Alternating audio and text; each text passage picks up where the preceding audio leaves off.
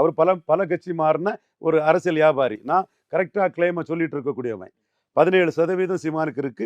ஆதவர்ஜுனாவோட தலைவர் விஜய் தான் சீமானுக்கே பிளஸ். இல்ல எனக்கு தெரிஞ்சு சீமான் 17% சொல்றது அரசியல் விமர்சகர்கள் நீங்க ஒருத்தர் தான். சீமான் 8% நான் மட்டும் தானே சொன்னேன். பாண்டே குறைவுன்னு சொன்னாரு. சுமன் ஸ்ரீராமன் 2% சொன்னாரு. இந்தியாவிலே கூடியிருக்காருங்கிறத RSS ஐடியாலா கிட்ட PMO பேசுறாரு. நான் தேர்தலுக்கு முன்னமே சொன்னேன். நான் சீமானை பற்றி பேசின எதுவுமே தப்பானதில்லை. இப்பவும் இன்எலிஜிபிள், இன்காம்பிட்டன்ட், தகுதியற்ற, திறமையற்ற, ஒரு மக்கள் நலனில் அக்கறையற்ற, கண்டஸ்ட் பண்ணுங்கிற எண்ணமற்ற விஜய் கம்பேரிசன் தான் சீமானை தூக்குது. நான் சொன்னோம்ல ஒரு 10 இஷ்யூ, இந்த இஷ்யூல விஜய்க்கு ஸ்டாண்ட் என்னங்கிறத ஆதவர்ஜுனாவை சொல்லுங்க, விஜயை சொல்லுங்க.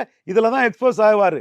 இதுல சீமாங்கிட்ட தோத்துருவோம்னு களத்துக்குள்ள விஜய் வருவாருங்கிறதே டவுட்ஃபுல். சீமான் 4 முறை களத்துல நின்னாரு.